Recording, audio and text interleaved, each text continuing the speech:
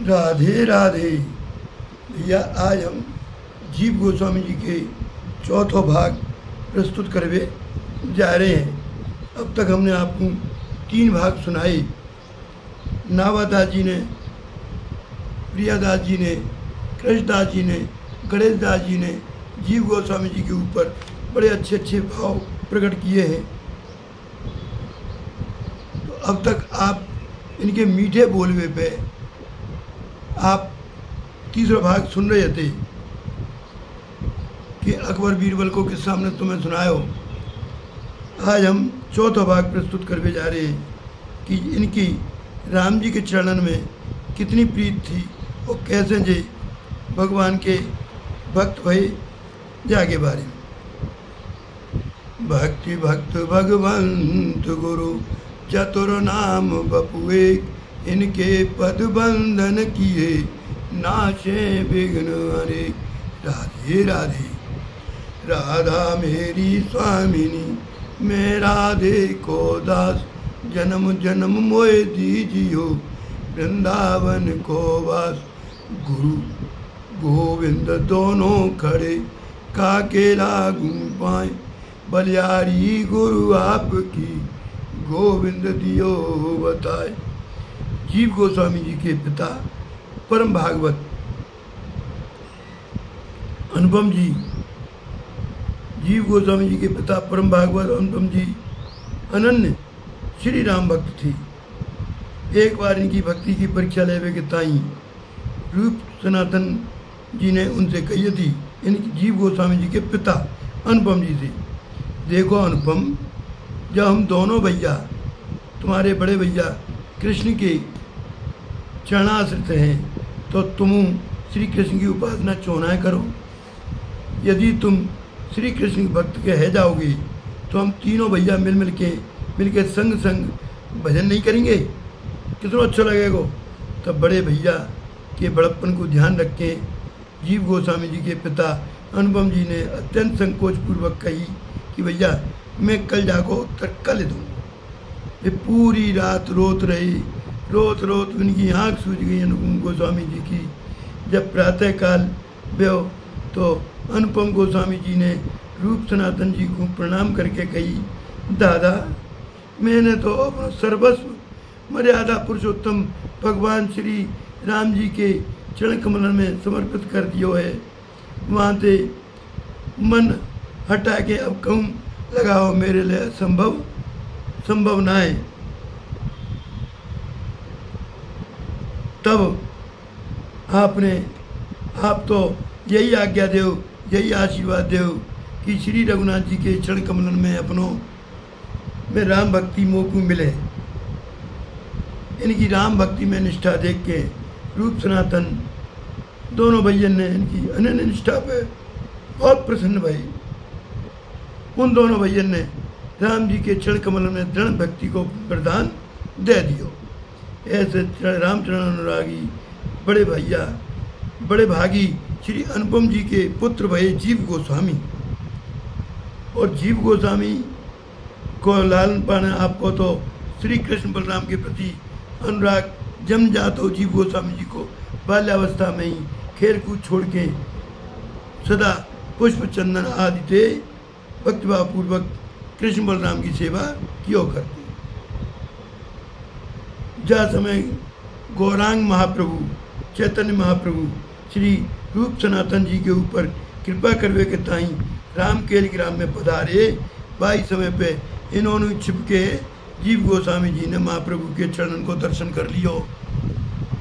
तो ब्याह का देखो, एक बार इन्हें रात्रि में कीर्तन के आवेश में किंचित निद्रित पे स्वप्न में महाप्रभु जी को लाखों नर नारी के बीच प्रमोन्मत है के कीर्तन करते हुए दर्शन ब्याह।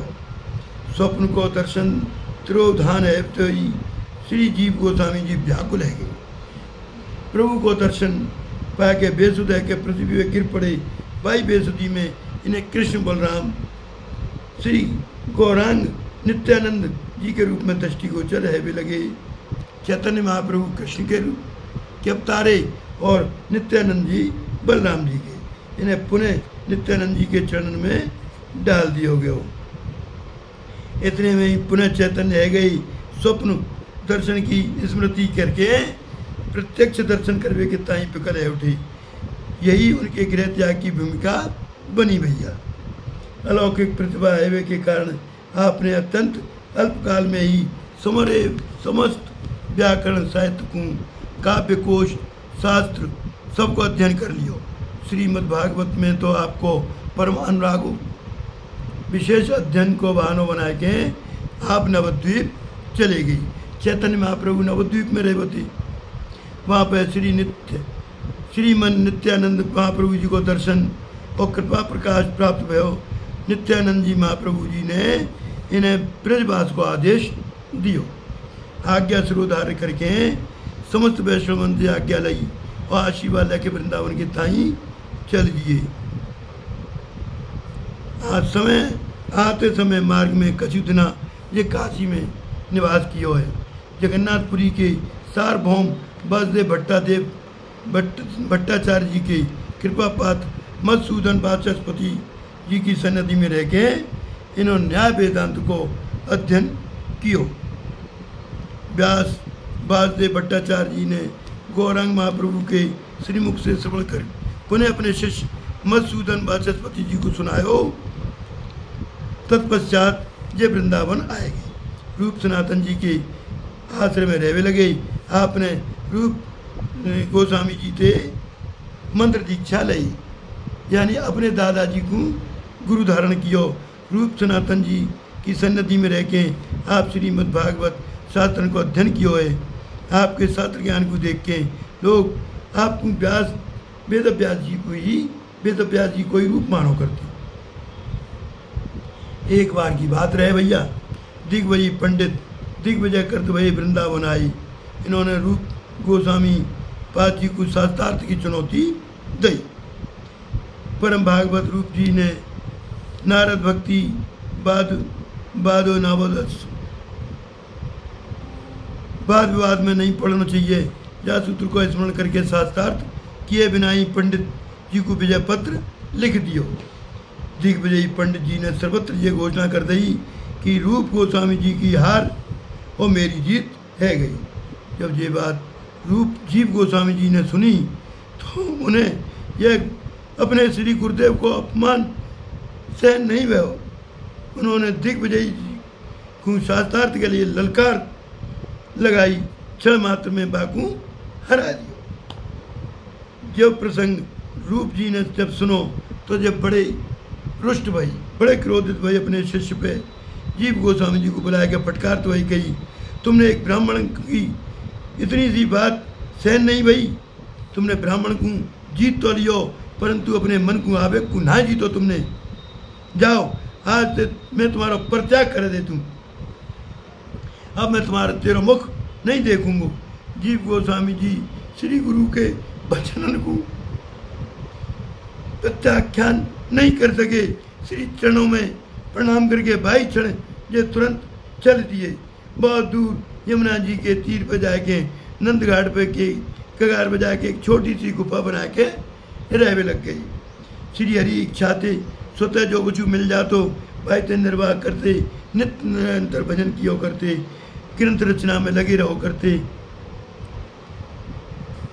ये दोनों रचनाएं भाई समय किए। कई बार तो आप केवल आटा घोल के पी के ही रह जाओ करते।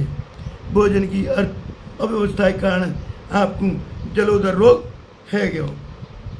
हरी इच्छा एक दिन सनातन जी घूमत भाई गांव में जा पहुँचे और एक ब्रजवासी के द्वार पर खड़े है के मत करी के लें राधे राधे की आवाज़ लगाई।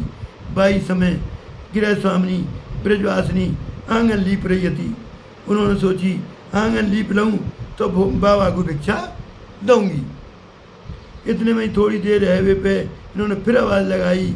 तब तो वह ब्रजवासिनी झुंझला के बोली, अरे जे बाबा ना जाने कहाँ ते घोड़ा पर चढ़ के चलो आए हुए, जहाँ से नेक सबर ना हेरो, जहाँ से तो हमारा वही बाबा अच्छो है जो केवल आटो खोल के ही पी ले वे। ये सुन के सनातन जी के मन में वृद्ध बाबा के दर्शन की प्रबल इच्छा हुई, परंतु सनातन जी के आश्चर्य को ठिकाना नहीं रहो।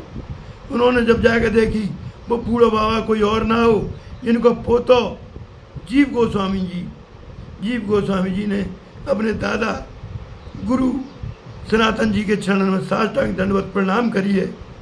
जीव गोस्वामी जी के शरीर की दुरावस्था देख के सनातन जी अधीर रह उठे। सब वृतांत पूछी। जीव गोस्वामी जी के शरीर की दुरावस्था देख के एकदम अधीर रह गए। जीव गोस्वामी जी को अपने संग ला के रूप जी ने अपने पास रखे। बोले कि सनातन जी बोले, रूप, श्री गौरांग महाप्रभु के उपदेश तुम्हें याद हैं?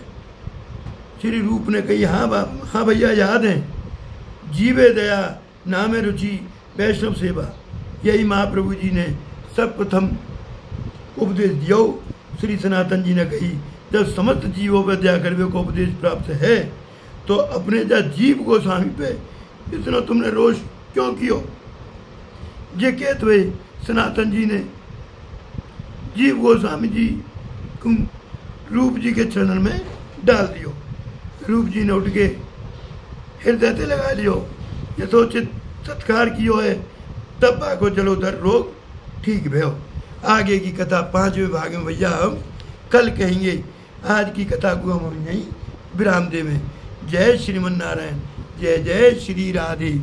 भैया जहाँ जो गलती हैगी हो कुछ क्षमा करियो और आगे की कथा पे ध्यान दियो। जा कुछ सब्सक्राइब करियो मत करियो, लाइक करो मत करो, पर जाको हृदय करो। जय जय श्री राधे।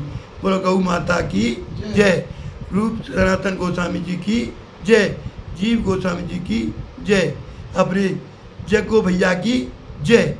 जय जय श्री राधे। सदगुरुदेव भगवान की